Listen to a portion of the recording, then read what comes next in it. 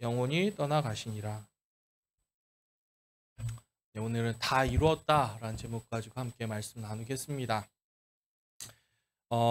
지금 오늘 본문은 예수님이 십자가에서 돌아가시는 그런 장면을 기록하고 있습니다.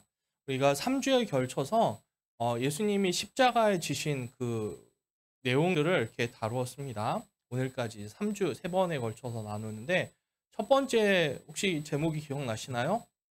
죄인 취급당한 왕. 예수님께서 왕으로서 자기 백성들을 죄에서 구원하기 위해 십자가에서 이 죄인들을 대신해서 죄인 취급당하신 그 일을 함께 나누었습니다. 그곳에서 일어난 일은 예수님께 우리의 모든 죄들이 다 쏟아졌고, 그래서 그 죄에 대한 하나님의 심판, 하나님의 진노, 하나님의 그 저주가 예수님께 다 부어졌습니다.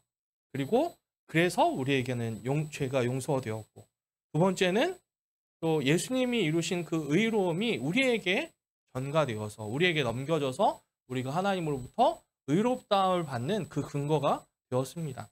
이게 예수님께서 왕으로서 우리가 첫 번째 나누었던 왕으로서 십자가에서 지신 왕으로서 예수님께서 십자가에서 죽으신 그 일을 묘사하는 그 내용이었습니다. 두 번째는 기억하십니까?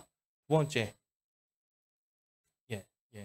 최고의 기쁨은 수련의 첫 번째 주였고요. 그 전주 뭐였죠? 새로운 가족. 새로운 가족이란 제목으로 나누었는데, 이때는 예수님께서 대제사장으로서 영원하고 단번에 완벽한 죄사함을 얻게 하는 제사를 드림으로써 하나님께 죄가 용서되었고, 그리고 하나님과 우리 사이가 화목한 관계가 되었고, 화해가 일어났고, 그뿐만 아니라 예수님 안에 있는 사람들끼리 새로운 관계가 형성이 되었다고 그랬죠. 화목의 관계가 일어난 거죠. 그래서 예수님께서 그거를 나타내기 위해서 하신 일이 뭐죠? 자기 어머니 마리아를 누구에게 부탁하셨어요? 사도 요한, 세례 요한 아니고요. 사도 요한에게 부탁하셨습니다.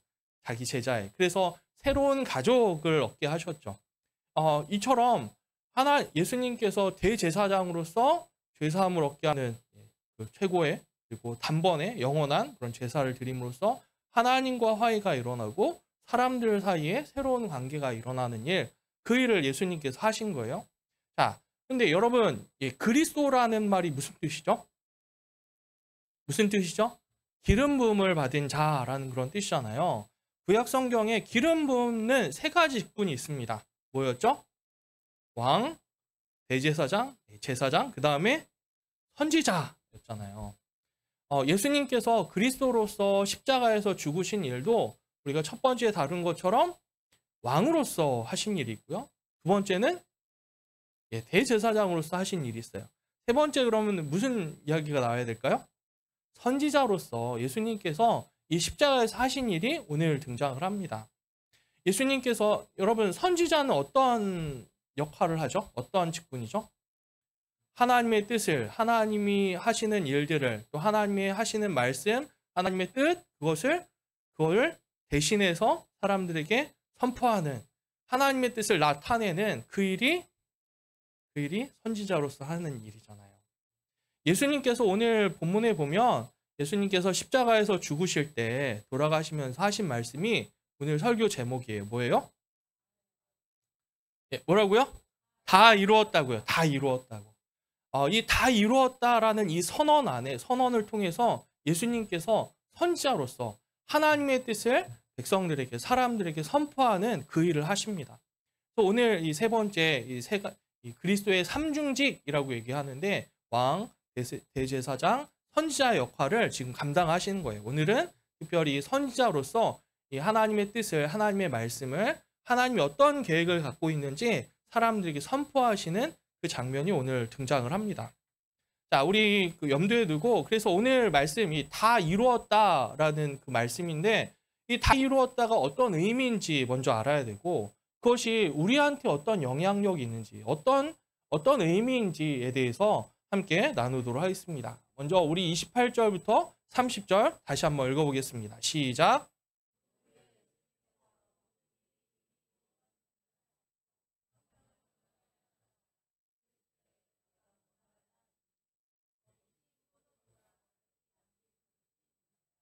사람들이 신포도주를 적신 해면을 우슬초에 메어 예수님의 입에 대니 예수님께서 신포도주를 받으신 후에 이르시되 다 이루었다 하시고 머리를 숙이시니 영혼이 떠나가시니라.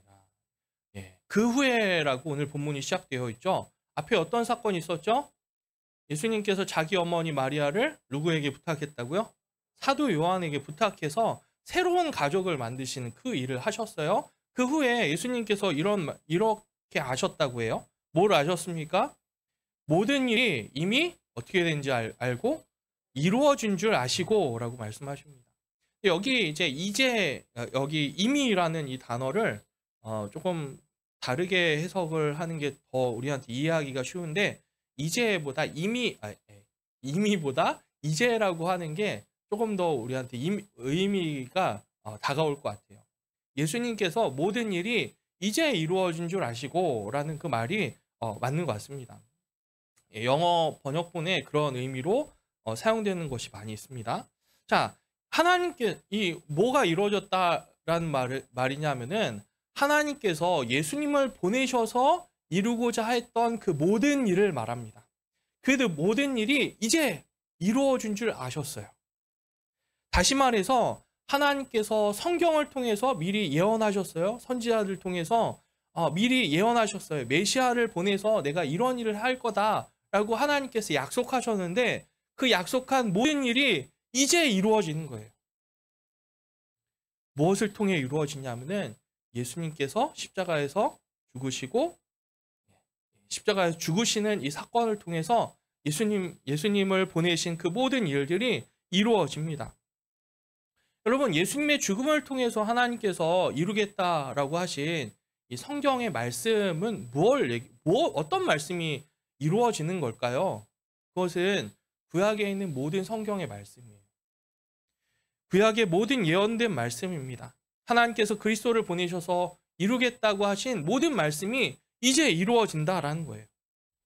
특별히 예수님께서는 성경 말씀 중에 그런 모든 구약에 있는 성경 말씀 중에 특별히 내가 목마르다 이 말씀을 인용하여서 예수님께서 말씀을 성취하러 오신 그리스도이심을 나타내십니다. 이거는 시편 69편 21절 하반절에 있는 그 말씀의 성취라고 보는데 거기에 이렇게 되어 있습니다. 목마를 때에는 초를 마시게 하셨사오니 라는 말씀이 기록되어 있습니다. 여러분, 예수님께서 십자가에서 달리셨을 때 예수님은 목이 마르셨어요. 왜 목이 마르셨을까요? 저 십자가를 지면은 못을 받고 가시면류관, 채찍질해서 피, 물 이게 다 쏟아지는 거죠. 온몸에 그래서 탈수 증상이 일어났습니다. 몸에 이 물이 다 빠져나가는 거죠. 여러분, 예수님은 하나님의 아들이십니다. 맞죠? 하나님의 아들이신데 하나님의 아들이 사람으로 오셨어요. 그래서 예수님께서 십자가에 달리실 때 사람으로서 받는 그 고통을 다 견디신 거예요. 지금 예수님께는 타는 듯한 목마름이 있다라는 것을 나타내는 거죠. 그래서 예수님께서는 내가 목마르다라고 이렇게 외치시는 거예요. 이거는 예수님은 사람으로 오셨음을 나타내는 그런 표현입니다. 또 예수님께서는 그 목마름 중에서도 지금 뭐를 염두에 두고 계세요? 이 말씀이 나를 통해서 예수님 자신을 통해서 어떻게 이루어질지에 대해서 기억하고 계시는 거예요. 그러면서 지금 이 자신의 목마름을 성경을 인용해서 성경의 예언이 성취되게 하기 위해서 거기에 염두에 두고 내가 목마르다. 그래서 이 말씀을 인용해서 이 말씀이 응하게 하기 위해서 지금 예수님께서 말씀하시는 거죠.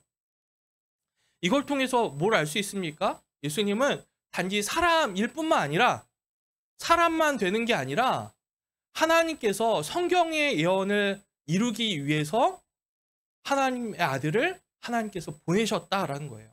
바로 예수님이 하나님의 아들이심을 나타내는 거죠. 그러니까 내가 목마르다 이 말씀 안에도 예수님이 사람이시며 예수님이 하나님의 아들이심이 드러나는 겁니다. 뭘 얘기를 합니까? 예수님께서 지금 이루신 이 일은 이제 이루어지는 이 일은 뭘 얘기를 해요? 예수님이 하나님의 아들이신데 사람으로 오셔서 이루는 모든 일인 것을 나타내는 그런 의미입니다. 예수님께서 목이 마르셨어요. 그랬더니 거기 있는 병사들이 뭘 줬죠? 신포도주를 줬어요. 신포도주. 예. 포도주가 이제 오래되면은 쉬어지죠. 식초가 되잖아요. 식초. 네. 신포도주인 거예요. 이거는 값이 싼 음료였다고 해요. 당시 하급 관리들이나 하급 군인들이나 이제 간편하게 그냥 먹을 수 있는 그냥 맹물 먹는 것보다 여기에는 석회질이 많은 그런 물이니까 여기에다가 그 물을 타고 이렇게 먹었다고 해요. 그러니까 아주 값싼 그런 음료인 거죠. 여기 그래서 아까 말씀드린 것처럼 시편 69편 21절 하반절에 뭐라고 되어 있냐면은 목마를 때는 초를 마시게 하였사오니라는 이 말씀이 이제 응하게 된 거예요. 이루어지게 되는 거죠. 이 식초니까. 그런데 여러분, 예수님께서는 앞에 다른 복음서에 보면은 예수님께서 모략탄 포도주 혹은 쓸개 탄 포도주를 거부하셨어요. 그런데 왜 이거는 마셨을까요? 왜 여러분 이 몰약탄 포도주랑 그다음에 쓸개 탄 포도주 이건 뭘 얘기를 하냐면은 마취 성분이 들어있는 그런 포도주인 거예요. 예수님께서는 지금 죄인을 대신해서 하나님의 모든 죄에 대한 심판을 짊어지고 십자가에 지신 거잖아요. 그래서 예수님께서 이걸 거부하신 것은 이 마취 성분이 들어있는 이 포도주를 거부하신 것은 하나님의 그 죄에 대한 진노를 완전하게 다 받으신다라는 그런 의미로 그걸 거부하신 겁니다.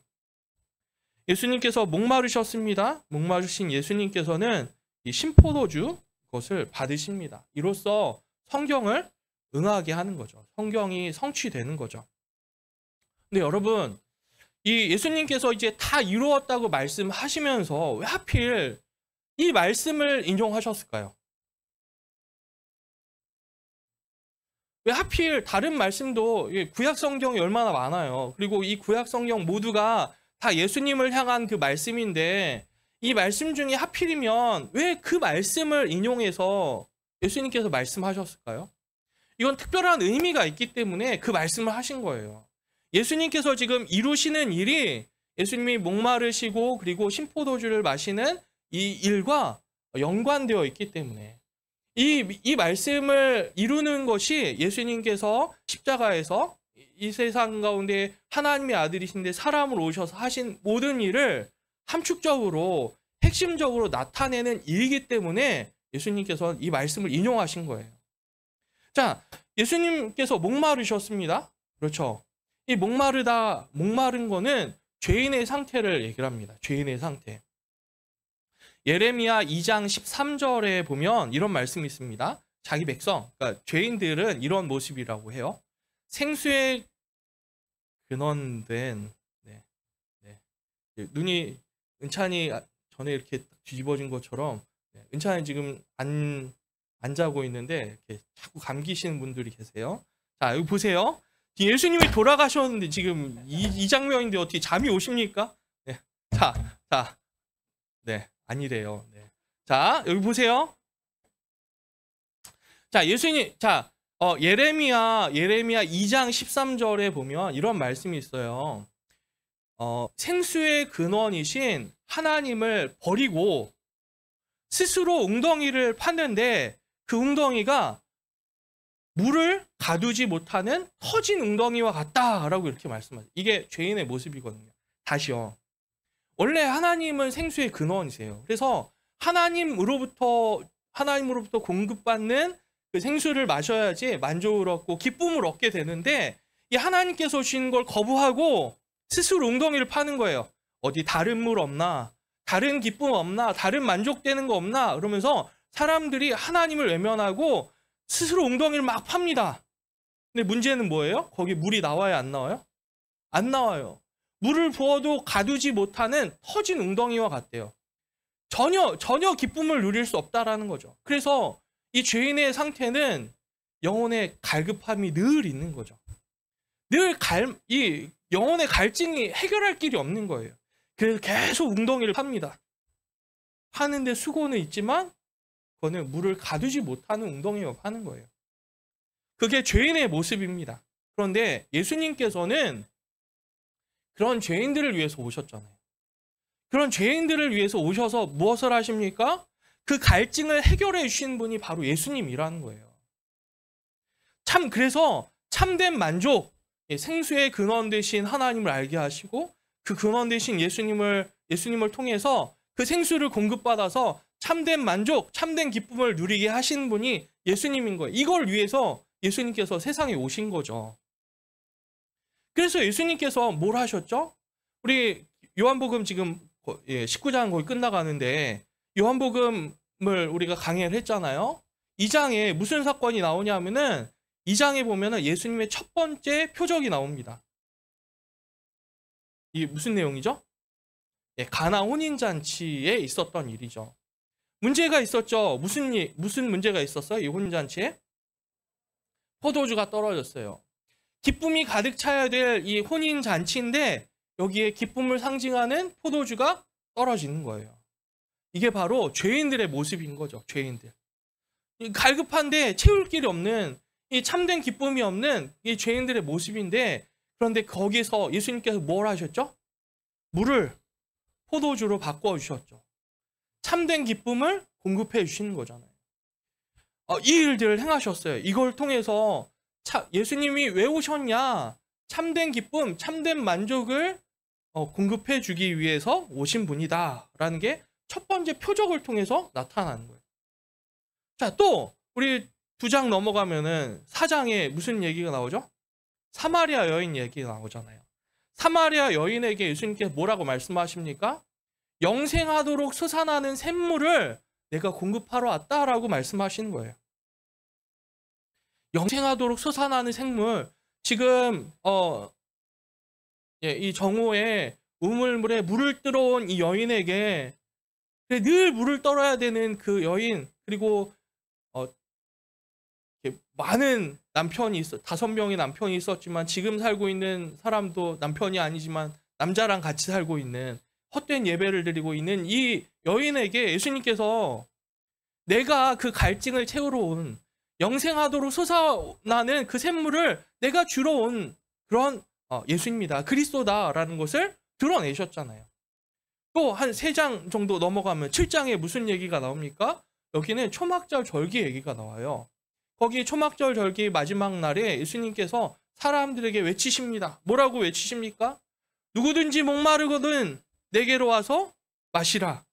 나를 믿는 자는 성경의 이름과 같이, 성경에 기록된 이름, 네임이 아니라 성경에 기록된 대로 말씀한 대로 그 배에서 생수의 강이 흘러나오리라. 이게 예수님께서 하신 말씀이잖아요. 이걸 통해 뭘 얘기를 합니까? 예수님이 오신 것은 채울 수 없는 그 갈증 가운데 고통스러워하고 있는 이 죄인들인 우리를 위해서 그 갈증을 해소시켜주고 그래서 참된 만족과 참된 기쁨을 주기 위해서 오신 분이라는 거죠. 그게 예수님께서 세상 가운데 하나님의 아들이신 예수님께서 사람으로 오셔서 이루신 일입니다. 그 일의 완성이 십자가에서 죽으시는 거죠. 이 갈증을 어떻게 해결해 주십니까? 예수님이 어떻게 이걸 해결해 주셨습니까? 예수님이 목마름으로 우리의 목마름을 해결해 주시는 거예요. 예수님이 목마르심으로 이 십자가에서 목마르심으로 우리의 갈증을 해결해 주시는 거예요. 이게 예수님께서 이 십자가를 통해서 하신 모든 일이라는 거죠. 생수의 공급자이신 예수님은 생수의 공급자이시잖아요. 그렇죠? 예수님은 생명의 공급자, 생수의 공급자세요. 그런데 그 예수님께서 목마르신대요. 그 목마르심을 통해서 예수님 안에 있는 우리의 갈증을 해결해 주시고 우리에게 참된 만족과 기쁨을 주시러 오셨다는 거예요. 또 예수님은 만물을 공의로 심판하시는 심판의 주인 되신 분이잖아요. 그런데 예수님께서 지금 십자가에서 죄인 취급 당하시는 거예요. 우리가 받아야 될 죄인 취급을 당하시는 거예요. 그래서 죄인인 우리의 죄를 용서해 주시고 우리를 죄에서 구원해 주시는 그 일을 하시는 거죠. 또 여러분, 예수님은 하나님 품 안에 계신 독생자이시잖아요. 하나님 품 안에 계신 독생하신 예수님께서 하나님 품을 떠나 세상 가운데 오셨어요. 이걸 통해서 뭘 이루셨어요? 예수님 안에 있는 우리를 하나님 품으로 데리고 가시는, 우리를 하나님 품으로 이끄시는 그 일을 하신 거예요. 이게 예수님께서 지금 하시는 일이에요. 이루신 일이잖아요. 또 하나님께서는 하나님과 예수님 사이에 영원한 사랑의 관계예요. 영원한 사랑의 관계, 그 안에 거하시는 예수님께서는 하나님께 거절당하세요. 우리의 죄 때문에 하나님께서 거절당하세요. 거부당하세요. 이를 통해서 우리에게 어떤 일이 일어나는 거예요? 예수님 안에 있는 우리에게 하나님께 받아들여지는, 용납받고 사랑받는 그 일이 우리 안에 일어나는 거예요. 또 예수님께서는 율법의 창시자세요. 율법을 만드신 분이시잖아요. 그런데 예수님께서 율법에 순종하심으로, 율법 아래에서 율법을 순종하심으로 예수님 안에 있는 우리에게 무엇이 주어졌습니까? 의롭다 함이 주어진 거예요. 이게 예수님께서 이 세상 가운데 오신 거예요. 예수님이 목마르셨어요. 그래서 우리의 갈증을 해결해 주시고, 예수님이 죄인 취급당하셔서 죄인인 우리의 죄를 용서해 주신 거예요. 예수님께서 거절당하시고 버림받으심으로 우리는 용납받고 사랑받는 그 일이 지금 이루어진 거라고요. 지금 이제 이루어졌다고요. 이게 예수님께서 이 세상 가운데 오신 이유고, 하나님께서 예수님을, 하나님의 아들이신 예수님을 사람이 되게 하셔서 이 땅 가운데 보내신 그 이유입니다. 또 성경에서, 구약 성경에서 계속해서 예수님을 통해서 이루신다고 하신 그 약속이 바로 이거예요, 이거. 그래서 예수님께서는 특별하게 내가 목마르다 이 말씀을 인용해서 이거를 응하게 하는 그 일들을 다 이루었다 이 사이에 이걸 딱 두어서 이렇게 나타낸 거죠. 예수님은 우리의 목마름을 해결하러 오신 분이십니다. 어떻게 해결해 주셨습니까? 예수님이 죽음으로 완성하신 거죠. 이제 이 죽음을 통해서 완전히 이루어지는 겁니다. 예수님의 죽음을 오늘 본문에 뭐라고 표현되어 있습니까? 여러분 듣고 계시죠? 네. 뭐라고 표현되어 있죠? 영혼이 어떻게 됐다고요? 떠나가시니라. 근데 이거 원어를 직역하면 어떻게 되냐면 영혼을 내어 놓으셨다라고 되어 있어요. 다른 말로 하면은 생명을 내어 주셨다라고 이렇게 표현되어 있어요. 뭘 얘기를 합니까? 예수님께서 지금 십자가에 못 박히신 거는, 그래서 죄패를 달고 지금 십자가에 못 박힌 거는 이 총독 빌라도의 잘못된 재판, 그리고 대제사장들이 자기의 이익을 위해서 예수님을 십자가로 내몬 그 결과로 보이지만 실질적으로는 예수님께서 자기 생명을 십자가에서 내어주신 거라고요. 자발적으로 자기 생명을 버리신 것입니다. 우리 나눈 말씀 중에 요한복음 10장 18절에 예수님께서는 자기 생명을 버릴 권세도 있고 다시 얻을 권세도 있다고 예수님 말씀하셨거든요. 예수님은 자발적으로 생명을 내어주셨습니다. 왜 내어주셨을까요? 누구에게 내어주었을까요? 첫 번째는 하나님께 내어드린 거예요. 하나님께. 하나님의 뜻, 하나님께서 예수님을 세상에 보내셔서 이루고자 하는 그 계획을 위해서 예수님께서는 자기 생명을 기꺼이 자발적으로 내어주신 거예요. 또 그 결과 또 누구에게 내어주신 거예요? 우리에게 내어주신 거예요. 우리에게. 예수님께서 생명을 내어주시면서 우리에게 뭘 얻게 하셨어요? 생명을 얻게 하신 그 일이 지금 일어났다라는 거예요. 예수님이 이 영혼이 떠나가심으로, 예수님의 죽음으로 이 일이 온전히 성취가 되었습니다. 이로써 다 이루셨습니다.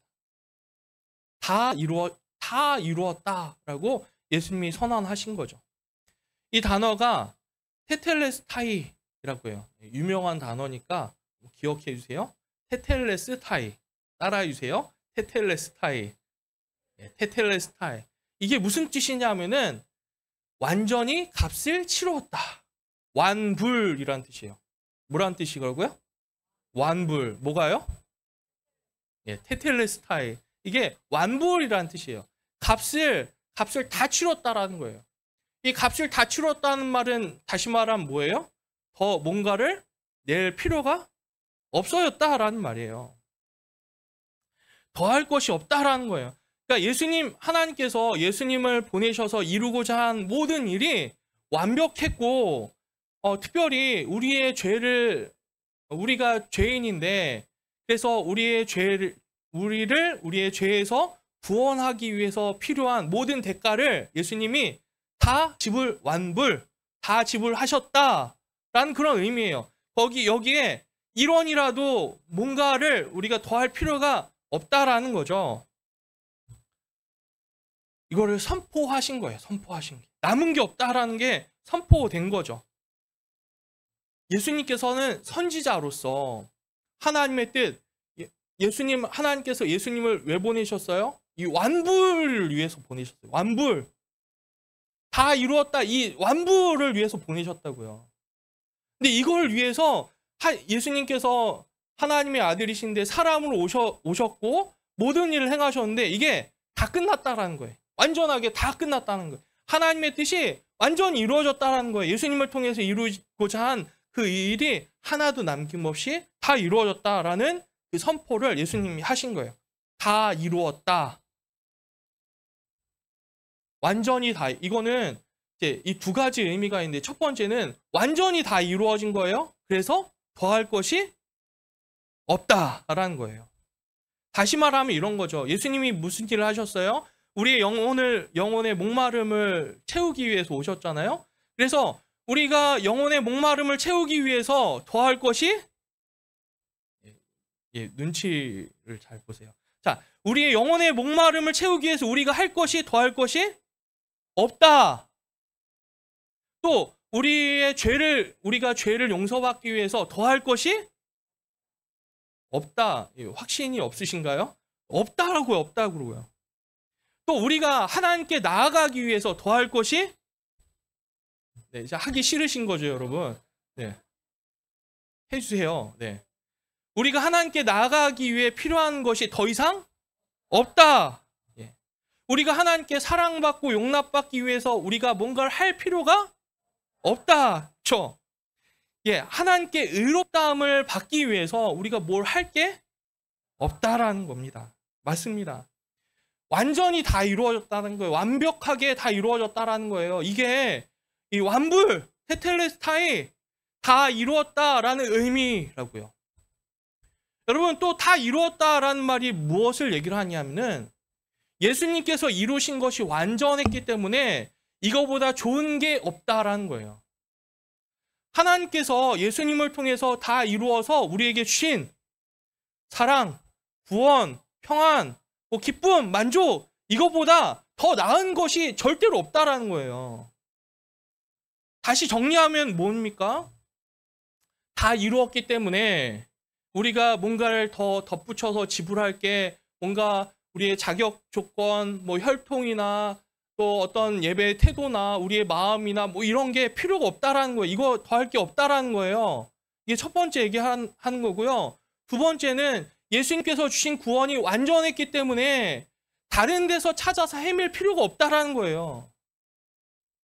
이게 다 이루었다라는 선언의 의미입니다. 여러분, 우리는 때로는 이렇잖아요. 우리 수련회 갔다 와서 이렇게 수련회 하고 나면 예배 때 막 감격 있고 막 이러면은 어때요? 구원의 확신이 막 꽉 차죠. 막 그리스도인이지, 맞아. 구원의 확신. 하나님 날 사랑하셔. 내 삶을 하나님께서 다 채워주실 거야. 걱정 없어, 난. 이 근거가 뭐예요? 지금 예배 드릴 때 막 감격스럽거든요. 함께하는 게 좋았거든요. 여기에 근거가 되면은 무슨 생각이 드냐면은 보세요. 이게 거기에 이 내 감정, 내 상태, 나의 환경이나 여기에 근거를 둬서 그렇게 느낀다면, 그거를 결정한다면 뭐가 문제냐면은 예수님께서 다 이루었다라고 하신 그 선언을 부인하는 거예요. 왜냐하면 보세요. 예수님께서 다 이루었다고 하셨는데 이게 아니라 여기에 내 감정이나 내 어떤 순종이나 내 어떤 행동이나 내 어떤 자격이나 이게 덧붙여진다면, 그래서 나의 구원의 확신을 내가 누린다면 무슨 얘기입니까? 예수님께서 다 이루셨다라고 하는 그 말씀이 예수님께서 이루셨다라는 게 부족하다라는 거예요. 예수님 다 이루셨다고 하는데 그거를 거부하는 거라고요. 반대의 경우도 마찬가지죠. 반대의 경우도 나 요즘에 기도도 잘 안 하고 예배도 그리고 성경도 잘 못 읽는 것 같고 순종도 잘 안 되는 것 같고 잘 모르겠어. 나 구원받지 않은 것 같아.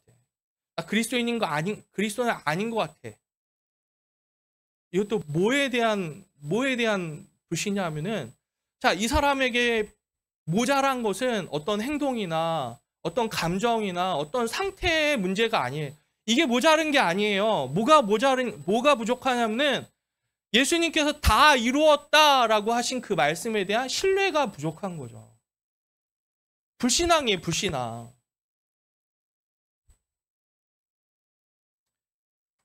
단지 우리는 예수님께서 하신 선언을 믿어야 돼요. 예수님께서 십자가에서 죽으시면서 돌아가시면서 우리에게 그 생명을 내어주시면서 하신 그 선언, 다 이루었다. 이 말씀을 우리가 신뢰해야 돼요. 전적으로 신뢰해야 됩니다. 이게 예수님 믿는 거예요. 하나님께서 예수님을 통해서 하신 일이 완전했음을, 우리를 구원하기 위해서 하신 이 일이 완전했음을 우리가 신뢰하는 거죠. 그게 우리한테 필요한 거예요, 그게. 여러분, 우리의 구원이 확실한 건요, 구원이 우리에게 달려있지 않기 때문에 그래요. 잘 한번 생각해 보세요. 여러분이 그리스도인, 참된 예배자, 그리스도인, 구원받은 하나님의 백성, 하나님의 자녀라는 사실이 내가 하는 일에 달린 게 아니라 나의 감정이나 상태나 어떤 생각이나 지식이나 어떤 자격 조건 뭐 이런 거에 달린 게 아니란 게 너무 감사하지 않나요? 어디에 달려 있어요? 예수님이 십자가에서 돌아가시면서 다 이루었다. 여기에 달려 있다고요. 다 이루었기 때문에 우리의 구원이 흔들리지 않는 거예요. 우리가 그리스도인이라는 게 보장이 되는 거라고요. 이게 얼마나 감사해요. 여러분, 우리의 마음에 달렸다면 참 우리는 구원을 맨날 의심하면서 또 자신 없으면서 소망을 잃어버린 상태로 살 수밖에 없어요. 그게 그리스도인이 되지 않잖아요. 우리가 그리스도인으로서 살 수 있는 그 소망, 그 기쁨, 만족은 예수님이 다 이루었다고 하신 그 말씀에 달려 있습니다. 그래서 우리는 흔들릴 수가 없는 거예요.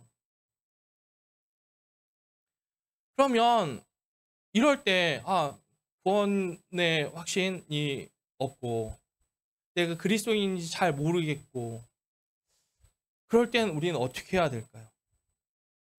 이 말씀으로, 이 선언으로 돌아가야죠. 다 이루었다. 이 말씀이 의미하는 게 무엇인지 생각하는 거예요. 기억하는 거예요. 이걸 통해서 예수님이 다 이루었대. 여기에 덧붙일 게 없대. 예수님께서 주신 구원이 완전하기 때문에 다른 데서 구원을 찾을 필요가 없대. 이 말씀을 기억하는 거죠. 기억해서 우리의 불신앙을 용서해달라고, 이걸 신뢰하지 못하는 나를 불쌍히 여겨달라고 그렇게 고백하면 회개하고, 하나님 나에게 그 믿음, 이걸 붙잡을 수 있는 믿음을 달라고 간구하는 거. 그래서 믿음으로 돌이키는 거, 신뢰로 돌이키는 게 우리가 할 일이에요. 우리가. 여러분, 또 다 이루었다, 이 말은 어떤 의미냐 하면요, 이 다 이루었다는 말 때문에, 이 선언 때문에 우리 삶이 변화되어질 능력이 우리에게 주어지는 거예요. 여러분, 다 이루었다라는 이 말을 믿는다면 뭘 믿는다라는 거예요? 예수님의 그 구원이 완전했다. 예수님이 우리에게 주신 만족, 기쁨이 이게 완벽하다라는 거를, 그걸 발견하고 누린다라는 말이에요. 그러면 또 그거에 대한 반응이 우리 가운데 어떻게 나타납니까? 지금 옆에서 터진 웅덩이만 파고 있어요. 막 터진 웅덩이 그거 팔면서 막 너무 힘들어하고 있어요. 그 사람들에게 그거 그만 파고 생수의 근원 대신 예수님을 바라봐야 되지 않냐. 우리가 복음을 전할 수 있는 거죠. 복음을 전할 수 있는 능력이 되는 거예요. 다 이루었다라는 이 말씀 안에. 또 다 이루었다라는 이 말을 믿는다라는 거는 예수님이 하신 일로 우리의 죄가 용서받았다라는 걸 믿는 거잖아요. 이게 무슨 의미예요? 나 스스로는 감당할 수 없는 그런 죄인인데, 극악한 죄인인데, 그럼에도 불구하고 우리를 용서하셨어요. 그 은혜가 얼마나 큰지 아는 거잖아요. 다 이루었다라는 걸 믿는다면 아는 거잖아요. 믿는 거잖아요. 그러면 어떻게 할 수 있을까요? 우리도 용납하고 용서할 수 있는 거예요. 다 이루었기 때문에 하나님의 사랑을 경험한 거를 우리가 믿는다면 우리도 사랑하고 용납할 수 있는 거고, 또 다 이루었다라는 이 말은 우리가 예수님으로 인해서 의롭다함을 받았다, 확정적으로 받았다, 이걸 믿는 거잖아요. 그래서 이 말을 받는다라는 거는 구원을 이루기 위해서 혹은 구원을 유지하기 위해서 어떤 행위나 어떤 뭔가를 막 덧붙여서 순종을 하려고 하는 게 아니라, 구원을 다 이루신 그 은혜에 감사하고 그 다 이루신 하나님의 사랑에 반응해서 우리도 하나님 사랑하고 하나님의 기쁨 되기 위해서 순종하는 거, 이게 우리 안에 나타난다라는 거죠. 이게 일어나야 돼요. 우리 안에 이게 다 이루었다라는 말을, 그 선언을 믿는 사람들이 나타나는 거죠. 그렇기 때문에 보세요, 이 다 이루었다라는 거는 우리의 구원의 확신을 줄 뿐만 아니라 구원을 받은 하나님의 백성으로 순종할 수 있는 능력을 우리에게 주는 거예요. 여러분, 그래서 이 다 이루었다라는 선언이 아주 중요합니다. 가장 중요하죠. 다 이루었다라는 건 실제적인 거예요. 실제적으로. 여러분, 우리 그냥 2000년 전에 다 이루고 끝났다 이게 아니라 우리 개개인 한 사람 한 사람의 그 구원에 결정적인 영향을 주는 말씀이라는 거죠. 예수님의 선언이. 여러분, 우리의 믿음이 연약해질 때, 구원받은 하나님의 백성답지 않는 그런 모습이 나타날 때 예수님의 그 선언으로 돌아가시길 바랍니다. 다 이루었다라는 이 말씀의 의미를 기억하며 그걸로 돌아가고 다시 한번 돌이키고 다시 한번 그 말씀을 신뢰하게 되는 우리의 믿음의 사람들 되기를 소망합니다. 그 말씀에 따라 순종이 일어나는 삶이 되기를 축복합니다. 우리 함께 찬양하도록 하겠습니다.